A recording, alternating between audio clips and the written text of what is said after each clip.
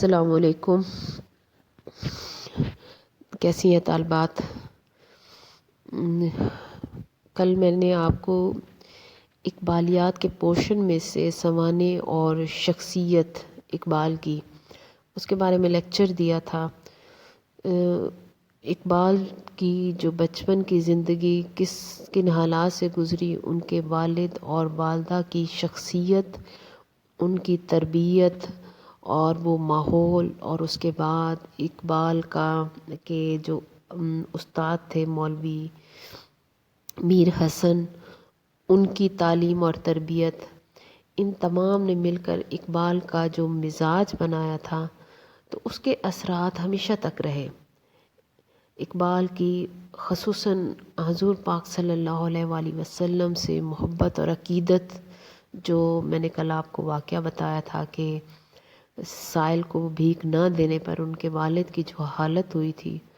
اور جس طرح انہوں نے ایک منظر کشی کی تھی کہ آخرت میں حضور پاک صلی اللہ علیہ وآلہ وسلم جب اس سے سوال کریں گے کہ میری امت کا ایک شخص ضرورت مند تمہارے دروازے پر آیا تھا تو تم نے اس کے ساتھ کیا حال کیا تھا، تو یہ سوچ ان کو جو تکلیف دے رہی تھی، اور اس کرب کو اور اذیت کو جس طرح اقبال نے محسوس کیا تھا، اور پھر وہی احساس ایک نئے انداز میں اقبال کے اندر پیدا ہوا کہ حضور پاک صلی اللہ علیہ وآلہ وسلم کی ہستی مبارکہ کے سامنے اللہ تعالیٰ ہمیں شرمندہ ہونے سے بچائے. تو بڑی خوبصورت ربائی میں نے آپ کو بتائی تھی. تو ساتھ میں آپ کو یہ بتانا بھول گئی تھی کہ اقبال کی یہ ربائی آپ کو ان کے کسی کلام میں نہیں ملے گی. علامہ اقبال نے جب یہ ربائی لکھی تھی تو ڈیرہ غازی خان کے ایک نواب تھے، انہوں نے کہا تھا کہ علامہ اقبال سے گزارش کی تھی کہ یہ ربائی جو ہے وہ مجھے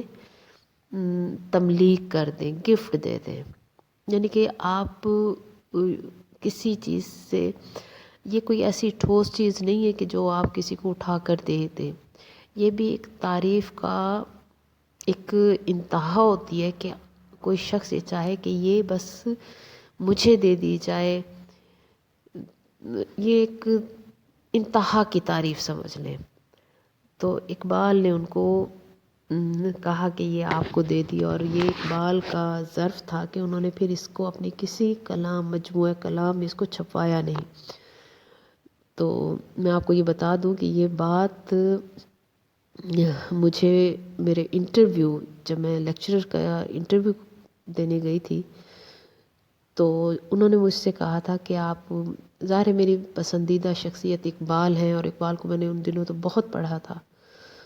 تو میں نے اقبال پر جب بات شروع کی اور فارسی کے اشعار سنائے، اور میں نے کہا کہ مجھے اقبال کی ایک ربائی جو ہے وہ بڑی پسند ہے، اور لیکن وہ ان کے کسی مجموعہ کلام میں نہیں ہے، میں نے یہ پڑھ کر سنائی. تو وہاں انٹرویو پینل میں ایک سر تھے، بعد میں مجھے ان کا نام پتہ چلا، ڈاکٹر انوار احمد. تو انہوں نے مجھ سے پوچھا کہ ان کے مجموعہ کلام میں نہیں ہے تو پھر آپ نے کہاں سے پڑھی، آپ کو اس کو پتہ ہے کہ کیوں نہیں ہے؟ تو ظاہر ہے وہ ہمارا وہ تحقیقی مزاج تو ہے نہیں کہ ہم اس بات پر، اب میں کہنے کو تو میں کہہ بیٹھی کہ ان کے مجموعہ کلام میں نہیں ہے، تو یہ سوال میرے ذہن میں پہلے ہی آنا چاہیے تھا کہ مجموعہ کلام میں نہیں ہے تو پھر کہاں ہے، کیسے پتہ چلی؟ تو میں نے کہا سوری سر، نہیں مجھے بالکل بھی نہیں معلوم. تو پھر انہوں نے مجھے یہ بتایا کہ اقبال نے یہ ڈیرہ غازی خان کے ایک شخص تھے، ان کو یہ تملیغ کر دی تھی، تحفہ دے دی تھی. پھر اس کے بعد انہوں نے پوچھا کہ آپ کو اس بارے میں بالکل نہیں پتہ تھا؟ میں نے کہا سوری سر، مجھے بالکل بھی نہیں پتہ تھا. تو لیکن اس کا یہ فائدہ ہوا کہ اب میں جب بھی یہ بات بتاتی ہوں تو ڈاکٹر انوار احمد صاحب کے اس بات کے ساتھ ہی بتاتی ہوں کہ انہوں نے مجھے پہلی مرتبہ یہ بتایا تھا. تو کہنے کا مطلب یہ کہ بات ذرا ادھر نکل گئی. تو اقبال کی ایک فکری تربیت کے حوالے سے بات کر رہی ہوں. ہوتا تو یعنی کہ تربیت کیا ہوتی ہے، آپ نظریات پیدا کر دیں، آپ کوئی نظریے کا بیج انسان کے ذہن میں ڈال دیں، وہی تناور درخت بنے گا. اور نظریے کی مثال جو ہے وہ کہتے ہیں کہ کیونکہ پہلے انسان جو کام دل میں سوچ رہا ہوتا ہے، ذہن سے سوچ رہا ہوتا ہے اور جس کو اچھا سمجھ رہا ہوتا ہے، عمل اس کے بعد کرتا ہے. تو عمل بعد میں آتا ہے، نظریہ پہلے. آپ کوئی نظریہ کسی کا جیسے بنا دیں گے، اس نے اسی کے مطابق عمل کرنا ہے. تو اقبال کے یہ جو مذہبی نظریات تھے وہ ان کے گھر کی تربیت سے، اور پھر جو علمی تربیت ہوئی وہ خاص طور پر مولوی میر حسن کی وجہ سے ہوئی تھی، کہ مولوی میر حسن نے ان میں ادبی ذوق پیدا کر دیا. عربی، فارسی، اردو کے بڑے بڑے شعراء کا کلام ان کو زبانی یاد کرا کے ان میں صحیح فہم پیدا کر دی. اور شاعری کا جو فن تھا وہ قدرت کی طرف سے ان کو ودیت کردہ تھا. تو یوں اقبال نے اس ماحول میں پرورش پائی. پھر اس کے بعد آپ کو تھوڑا سا بتایا تھا کہ وہ کس طرح انگلینڈ گئے، 1905 میں گئے، 1908 تک وہیں رہے اور بڑے اعزازات اور ڈگریاں لے کر وہاں سے لوٹے. پروفیسر آرنلڈ کی صحبت کا ان پر اثر رہا، لیکن یہاں آ کر انہوں نے گورنمنٹ ملازمت نہیں کی، کیونکہ وہ طبیعت میں خودداری تو تھی نا. تو انہوں نے حالات کبھی اقبال کے بہت زیادہ اچھے نہیں تھے، امیر کبھی نہیں کہہ سکتے ان کو. تو ظاہر ہے ان کی بیرسٹری بھی مزاجاً وہ ایک ادبی انسان تھے. ادبی انسان بڑا موڈی ہوتا ہے. تو انہوں نے جب جی چاہا بیرسٹری کر لی ضرورت کے مطابق. تو ایک ادیب میں آپ نے وہ ادیب کی عزت میں پڑھا ہوگا کہ قناعت ہوتی ہے، صبر ہوتا ہے، توکل ہوتا ہے، اور زیادہ کا لالچ ہرس ہوس نہیں ہوتا جو صحیح ادیب ہوتا ہے. تو اس لیے وہ ان میں ذہانت، محنت اور شہرت کی وجہ سے ان کو کوئی کام ملتا بھی تھا، تاہم وہ بیرسٹری میں بھی کوئی نمایاں کامیابی نہ حاصل کر سکے. اور ان کی بیرسٹری کے بہترین زمانے بھی وہ کہتے ہیں کہ ان کی آمدنی کبھی 1000 روپیہ سے زیادہ نہ ہو سکی. اسی زمانے میں کہتے ہیں کہ علامہ اقبال کو ایک اور ملازمت کی آفر ہوئی. ڈاکٹر خلیفہ عبدالحکیم کے بیان کے مطابق عثمانیہ یونیورسٹی حیدرآباد کے قیام کے وقت ریاست کے جو بڑے عہدیداروں کو خیال ہوا کہ ان کو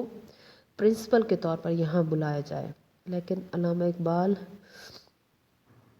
کو اس کی خواہش نہ تھی، اور وہ فرماتے تھے کہ تنخواہ کے لحاظ سے تو مجھے کوئی فائدہ نہ ہوگا، اور اگر تھوڑی سی رقم زائد مل بھی جائے تو اس کے لیے جلا وطن ہونا کوئی معقول عمل نہیں ہے. ٹھیک ہے، کہ یعنی کہ جلا وطنی، اپنا وطن چھوڑ کے جائے اور تھوڑے سے پیسے زیادہ بھی مل جائیں تو وہ کہتے ہیں کہ یہ کوئی اتنی بڑا کام نہیں ہے.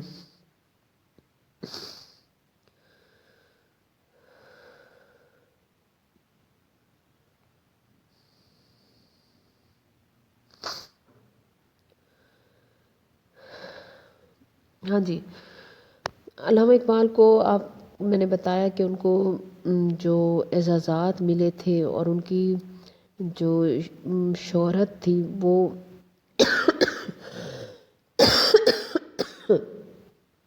ان کی شاعری کی وجہ سے ان کو ایک شہرت مل چکی تھی. تو اب یہ شہرت اور بھی زیادہ ہو گئی وہاں سے واپس آنے کے بعد، کہ انہوں نے اس کا، کیونکہ اقبال کی یہ شاعری جو ہے وہ ہندوستان تک محدود نہیں رہی، بلکہ یورپ سے واپس آنے کے بعد انہوں نے شاعری کا رخ بالکل بدل دیا. پہلے وہ اپنے وطن کی زبان یعنی اردو میں اور عام قومی اور وطنی نظمیں لکھا کرتے تھے، لیکن اب انہوں نے اردو کی بجائے فارسی زبان میں شاعری شروع کر دی. اور اس سلسلے میں ان کی سب سے پہلی جو ایک مثنوی، فلسفیانہ مثنوی اسرار خودی ہے، جو انہوں نے غالباً 1915 میں لکھی، تو وہ شائع ہوئی. اس مثنوی کے لکھنے کے بعد انہوں نے، ان کی حیثیت جو ہے ایک فلسفی شاعر کی ہو گئی. اور لیکن اس کا اثر جو ہے، اس مثنوی کا اثر جو ہے وہ ہندوستان پر اور یورپ پر مختلف پڑا. کہ اس مثنوی کے شائع ہونے کے بعد جو ریاکشن آیا ہندوستان میں اور تھا اور وہ یورپ میں اور. ہندوستان میں یہ ہوا کہ اقبال نے خودی کی تربیت اور تکمیل کے جو اصول بتائے اور جو فلسفہ یا جو تعلیم خودی کو ضعیف کرنے والی تھی اس کی تردید کی۔ تو اس حوالے سے حافظ خواجہ حافظ پر انہوں نے بڑی تنقید کی۔ خواجہ حافظ فارسی کے شاعر تھے اور ان کی شاعری جو تھی وہ ایسی تھی جو خودی کو کمزور کرنے والی تھی۔ بچوں یہ خودی، رموز بے خودی، یہ سارے جو فلسفیانہ ٹاپک ہیں یہ میں آپ کو بعد میں سمجھاؤں گی، ٹھیک ہے؟ ابھی میں آپ کو ان کی جو سوانح ہے، سوانح سے مراد ان کی حالات زندگی کا ایک مختصر خاکہ سا جو میں آپ کو بتاتی جا رہی ہوں، آپ اسی پر ہی ابھی توجہ دیں۔ تو اقبال نے جو خواجہ حافظ جو شاعر تھے وہ ان لوگوں کو ان سے بڑی عقیدت تھی، یہاں تک کہ وہ حافظ کے دیوان سے فالے نکالتے تھے، یعنی کہ کسی کو کوئی مسئلہ پیش آیا ہے تو وہ یہ دیکھنا چاہتا تھا کہ اس کا حل کیا ہے، تو وہ خواجہ حافظ کا دیوان اٹھاتے اور وہ صفحہ کھولتے اور کوئی مصرع پڑھتے تو اپنے کوئی معنی نکال لیتے۔ تو یعنی کہ اتنی تقدس والا ایک تعلق تھا حافظ سے، لیکن اقبال نے ان کی شاعری کی یعنی کہ ان کے شعری افکار کی پر سخت تنقید کی، تو اس وجہ سے جو ان کے جو خیر خواہ تھے یا ان کے جو عقیدت مند تھے وہ اقبال کے خلاف ہو گئے، کیونکہ وہ ایک اس کو مقدس صوفی بھی تسلیم کرتے تھے، اس لیے ان حلقوں میں سخت جو ہے وہ ریئیکشن بیدار ہو گیا۔ ایک صاحب تھے جن کا تخلص تھا فضلی، تو وہ ڈپٹی کلیکٹر تھے محکمہ انہار پنجاب میں، تو اس نے اسرار خودی کے جواب میں ایک پوری مثنوی راز بے خودی کے نام سے تصنیف کر لی، اور جس میں اس نے علامہ اقبال کو دشمن اسلام اور راہزن اسلام اور شغال اور نہ جانے کیا کیا خطابات دیے۔ تو یہاں تو یہ اثر ہوا، لیکن دوسری طرف دیکھیں کہ انگلستان میں اس مثنوی کو بڑا پذیرائی ہوئی اس کی، اور 1918 میں پروفیسر نکلسن جو تھے انہوں نے دیوان شمس تبریز اور کشف المحجوب حضرت داتا صاحب کی جو کتاب ہے اس کا انگریزی میں ترجمہ کیا تھا، تو انہوں نے علامہ اقبال کی اس مثنوی کا ترجمہ کرنے کی اجازت چاہی، اور اجازت کے بعد 1919 میں جب یہ ترجمہ شائع ہوا تو غالباً پہلی بار یوں ہوا کہ مغرب یورپ جو ہے وہ اقبال کے خیالات سے واقف ہوا، اور بہت سے انگریز اہل علم نے اقبال کی اس مثنوی کو پڑھا اور توجہ کی، بڑے بڑے ان کے نقادوں نے اپنے ادبی رسالوں پر اس پر تبصرے کیے، اور اس طرح کیمبرج کے ایک پروفیسر نے وہاں کا رسالہ تھا نیشن، اس پر اس مثنوی پر تبصرہ کیا، اور اسی علامہ اقبال کی اس مثنوی کے ترجمے کے اوپر جو تبصرے ہوئے تھے اور اس طرح ایک ماحول بن گیا تھا اقبال کی مثنوی پر ڈسکشن جو شروع ہو گئی تھی، تو اس سے یورپ میں ان کو بڑی شہرت حاصل ہوئی، اور انگریزی گورنمنٹ پر اس کا یہ اثر پڑا کہ اس نے جنوری 1923 میں اقبال کو سر کا خطاب عطا کیا۔ چنانچہ اقبال کا ایک خط ہے جو انہوں نے لکھا تھا مہاراجہ کرشن پرساد کے نام، تو اس میں لکھتے ہیں کہ سرکار نے میرے خطاب کے متعلق جو سنا ہے صحیح ہے، یہ اسرار خودی کا انگریزی ترجمہ ہونے اور اس پر یورپ اور امریکہ میں متعدد ریویو چھپنے کا نتیجہ ہے، ٹھیک ہے؟ کہ وہ خود کہتے ہیں کہ جو اس پر ریویو یہ تبصرے جو چھپے ہیں اس سے متاثر ہو کر مجھے یہ سر کا خطاب دیا گیا۔ تو علامہ اقبال کی اسی عزت افزائی پر لاہور کے سکھوں، مسلمانوں اور ہندوؤں نے ان کو ایک مقبرہ جہانگیر پر ایک بڑی پارٹی دی، اور اس میں بڑے بڑے پنجاب کے بڑے شہروں کے اکابر،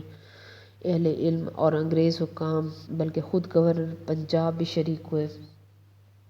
اور اسی پارٹی میں علامہ اقبال نے انگریزی میں ایک دلچسپ اور بڑی پراثر تقریر کی، اور وہیں لوگوں کو بتایا کہ وہ پیام مشرق ایک فارسی کی کتاب لکھ رہے ہیں۔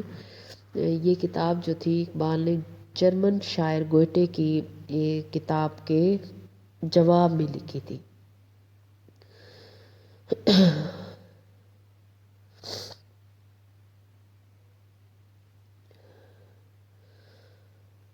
हाँ जी, इसके अलावा ये आपको थोड़ा सा मैं इकबाल की सियासत के हवाले से बता दूं कि इकबाल जो है वो अपने इल्म फजल और शायराना काबिलियत और शोहरत की बदौलत जो है वो सर तो बन गए, लेकिन अभी तक कौम की लीडरी का एजाज़ उनको हासिल नहीं हुआ था। उनके दोस्तों ने आपको बड़ी पब्लिक लाइफ में घसीटा और सियासत के मैदान में लाना चाहा, लेकिन अल्लामा इकबाल बड़ी अरसे तक अपने आप को इस कशमकश से दूर रखा और एजाज़ात और शोहरत के लिए सिर्फ शायरी को ही काफ़ी समझा। बल्कि वो एजाज़ और शोहरत के लिए शायरी करते नहीं थे, तो वो यानी कि जो इज़्ज़त और शोहरत वो समझते थे कि मिल चुकी है यही बहुत है, तो वो सियासत से ख़ुद को दूर रखे हुए थे। बल्कि ख़त के जवाब में उन्होंने बड़ा शायराना अंदाज में ये माजरतनामा लिखा कि हवस भी हो तो नहीं मुझ में हिम्मत तगोताज़, हसूल चाह है वाबस्ता मज़ा के तलाश, हज़ार शुक्र तबीयत है रेज़ाकार मेरी, हज़ार शुक्र नहीं है दिमाग फितना तराश, मेरे सुखन से दिलों की है खेतियाँ सरसब्ज, जहाँ मैं हूँ मैं मिसले सहाब दरिया पाश, ये उक़्द हाय सियासत तुझे मुबारक हो कि फैज़ इश्क से नाखुन मेरा है सीना खराश, हवाए बज़ में सलातीन दलील मुर्दा दिली, किया है हाफिज़ रंगी नवा ने राज ये फाश। हाफिज़ रंगी नवा का है गरत हवास्त के बाखिज़ हम नशीनी बाशी, नहाज चश्म सिकंदर चु आब हेमा बाश। क्योंकि इकबाल ये समझते थे कि जो बड़े बड़े सियासी दंगल हैं वो इन्हीं कौंसलों में ही होते हैं, और अल्लामा इकबाल इन कौंसलों को सरमायादारा का अखाड़ा कहा करते थे। एक जगह तो उन्होंने कौंसल हाल को सरमायादारों का तकिया करार दिया है। उन्होंने लिखा है कि सुना है मैंने कल ये गुफ्तगू थी कारखाने में, पुराने झोंपड़ों में है ठिकाना दस्तकारों का, मगर सरकार ने क्या खूब कौंसल हाल बनवाया, कोई इस शहर में तकिया न था सरमायादारों का। तो ये यानी कि ये सियासत जो थी वो एक अखाड़ा बनी हुई थी, जैसे आज की सियासत है, और एक आप समझ सकते हैं कि एक बाशऊर बाइज़्ज़त ख़ानदान से ताल्लुक़ रखने वाला वो किस तरह इस तरह की सियासत में अपने ज़ाती मफाद के लिए आ सकता है, क्योंकि ज़्यादातर लोग सियासत में ज़ाती फ़ायदे के लिए जाते हैं, तो इसलिए वो सियासत से दूर रहे। लेकिन 1926 में कुछ लोग जो हैं उनके अपने दोस्त अहबाब जो थे वो उनको लाहौर के हल्का इंतखाब से कौंसल की मेंबरी के लिए उन्होंने बतौर उम्मीदवार उनको खड़ा किया, और लाहौर के हर महल्ले और कूचे में उनकी हिमायत में जलसे किए। अल्लामा इकबाल भी एक चौक वज़ीर खान में एक जलसा मुनक्किद हुआ और उसमें अल्लामा इकबाल ने भी शिरकत की, और एक मुख्तसर तकरीर में कानून साज मजालिस की अहमियत ज़ाहिर की। कौंसलों के इंतखाब के मौके पर जब लोग हज़ारों रुपये खर्च करने पड़ते हैं और वोटरों की खुशामदें अलग करनी पड़ती हैं, लेकिन अल्लामा इकबाल को इसमें कुछ भी ना करना पड़ा, बल्कि क्या हुआ कि दो बड़े बड़े उम्मीदवार उनके मुकाबले में उन्होंने अपने नाम वापस ले लिए, और शहर की तमाम मुसलमान बिरादरियों ने खुद ब खुद उनकी हिमायत में अलग-अलग इश्तिहार शाये किए, और इसका नतीजा ये हुआ कि उन्होंने 3000 वोटों की मेजॉरिटी से अपने हरीफ के मुकाबले में कामयाबी हासिल की।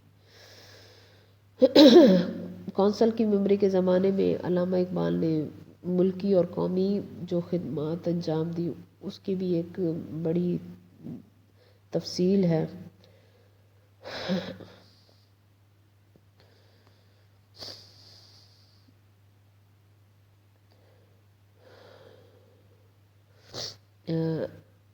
اس کے بعد میں آپ کو تھوڑا سا بتا دوں کہ اقبال کے جو لیکچر ہیں، جسے ہم ریلیجیس تھاٹ ان اسلام کے نام سے اقبال کی کتاب جو ہے وہ ان کے 6 لیکچر اس میں ہیں، وہ اس کا پس منظر تھوڑا سا بتا دوں کہ مدراس میں ایک امریکن جو عیسائی تھا، اس میں اس کی جو کی وجہ سے یونیورسٹی کے طلباء جو تھے وہ حضرت مسیح کی حیات اور سنوارنے پر عالمانہ لیکچر جو ہے وہ ان کو ڈیلیور کرتا تھا، اور اس کو دیکھ کر مدراس کے جو چند مسلمان خیر خواہ تھے ان میں بھی یہ جوش پیدا ہوا، اور انہوں نے یہ کوشش کی کہ مدراس میں انگریزی مدارس کے جو مسلمان طلباء کے لیے بھی اسی قسم کا انتظام کیا جائے، اور ہر سال کسی مسلمان فاضل سے حضور پاک صلی اللہ علیہ وآلہ وسلم کی حیات طیبہ پر اور اسلام پر لیکچر دلوائے جائیں۔ چنانچہ انہوں نے مسلم ایجوکیشنل ایسوسی ایشن آف سدرن انڈیا کے نام سے ایک تعلیمی انجمن قائم کی، اور سیٹھ ایم جمال محمد نے اس کے تمام جو مصارف تھے وہ اپنے ذمہ لے لیے، اور پھر انہوں نے لیکچر دینے کے لیے انہوں نے سب سے پہلے مولانا سید سلمان ندوی کو بلایا، جنہوں نے 1925 میں سیرت نبوی صلی اللہ علیہ وآلہ وسلم کے مختلف پہلوؤں پر مدراس کے انگریزی مدرسوں کے جو طالب علم تھے اور عام مسلمانوں کے سامنے لالی حال مدراس میں 8 لیکچر دیے جو خطبات مدراس کے نام سے شائع ہوئے۔ اس کے بعد اس مقصد کے لیے علامہ اقبال کو بلایا گیا، اور انہوں نے 1928 میں انگریزی زبان میں اسلام پر 6 لیکچر دیے جو reconstruction of religious thought in Islam کے نام سے شائع ہوئے۔ مدراس میں جب علامہ اقبال وہاں مقیم رہے ان لیکچرز کے دوران میں، تو مدراس کے لوگوں نے مختلف طریقوں سے علامہ اقبال کی پذیرائی کی، مختلف بڑے بڑے لوگوں اور انجمنوں نے ایڈریس اور دعوتیں دی، اخبارات نے ان کے فوٹو شائع کیے، اخبارات کے نمائندوں اور مذہب و فلسفہ کے بڑے بڑے عالموں نے ان سے مذہب، فلسفہ اور سیاست پر گفتگو، اور یوں مدراس کی انجمن ترقی اردو کے علاوہ ہندی اور جنوبی ہند کے برہمن عالموں نے بھی ان کی خدمت میں سپاس نامے پیش کیے۔ جب وہ مدراس سے واپس جنوری میں 1929 کو بنگلور کے اسٹیشن پر پہنچے تو وہاں شمالی ہند کے ہزاروں آدمی ان کی زیارت کے لیے اسٹیشن پر موجود تھے۔ یہاں ان کو ایڈریس دینے کے لیے مسلم لائبریری کی طرف سے ایک جلسہ ہوا، جس کے صدر جو تھے امین ملک، دیوان مرزا اسماعیل، چیف منسٹر میسور تھے۔ ان کے خیالات سے مستفید ہونے کے لیے طالب علموں اور تعلیم یافتہ لوگوں نے ایک الگ جلسے کا انتظام کیا۔ میسور، بنگلور، سرنگا پٹم اور مدراس کے دوسرے مقامات دیکھنے کے بعد علامہ اقبال 1929 کو حیدرآباد پہنچے، جہاں اسٹیشن پر مسلمان بچے قطار میں کھڑے ہو کر چینو عرب ہمارا، ہندوستاں ہمارا کا ترانہ، یہ علامہ اقبال کی جو ترانہ ہے وہ گا رہے تھے۔ اسٹیشن پر جب علامہ اقبال پہنچے تو ان کو اطلاع دی گئی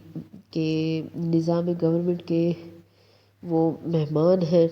اور ان کو ریاست کے سرکاری مہمان خانہ میں واپس ان کو بلایا گیا، اور یہاں انہوں نے ٹاؤن ہال میں 2 تقریریں کی۔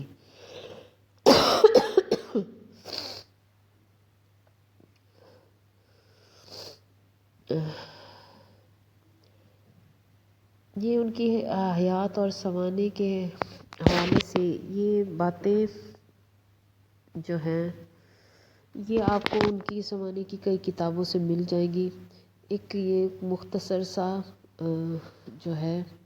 تھوڑا سا میں آپ کو ان کی سیاست کے حوالے سے بتا دوں کہ علامہ اقبال نے 1926 میں سیاست کے میدان میں جب آئے، لیکن انہوں نے 3-4 سال کے اندر ہی اپنی محنت قابلیت کی وجہ سے ایک سیاسی وقار حاصل کر لیا۔ چنانچہ دسمبر 1930 میں مسلم لیگ کے جو الہ آباد کا اجلاس تھا اس کے صدر منتخب ہوئے،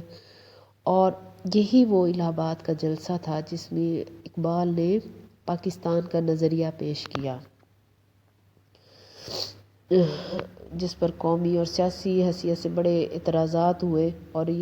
اس نظریے کو محض ایک شاعرانہ تخیل کا خیال کیا گیا۔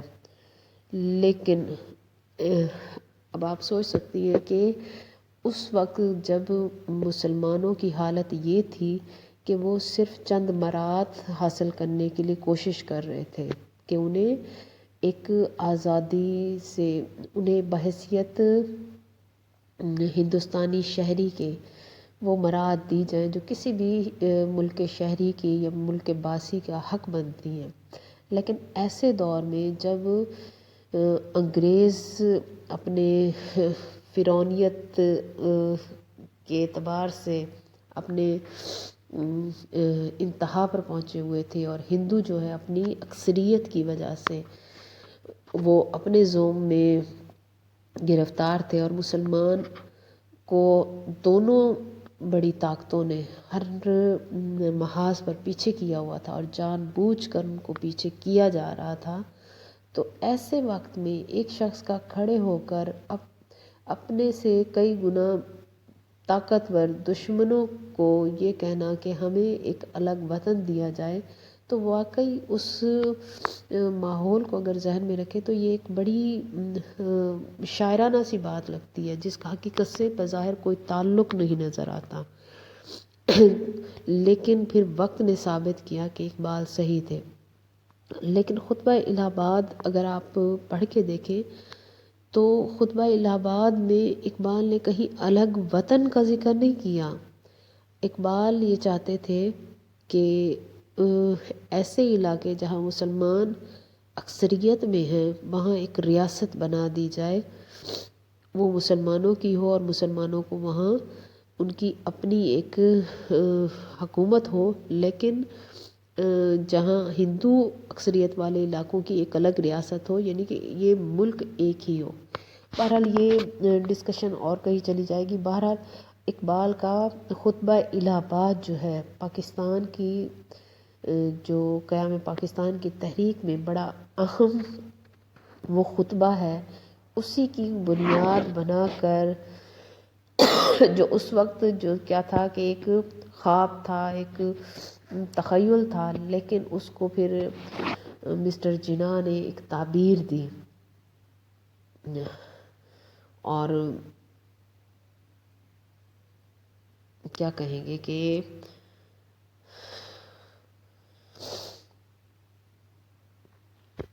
اللہ تعالیٰ جو ہے وہ مخلص لوگوں کی، ایک مرتبہ ایک بزرگ کی میں نے ایک بات پڑھی تھی کہ جب ایک اللہ کا ولی دل میں خواہش کرتا ہے تو اللہ تعالیٰ اس خواہش کو بھی پورا کرتا ہے۔ تو ایک اللہ تعالیٰ نے ان کی اس وقت میں کی گئی ایک خواہش کو کیسے اللہ تعالیٰ نے تعبیر بخشی، یہ پھر آپ ہسٹری پڑھ کر دیکھیں تو اندازہ ہوگا کہ اقبال کے خواب کو قائد نے تعبیر بخشی۔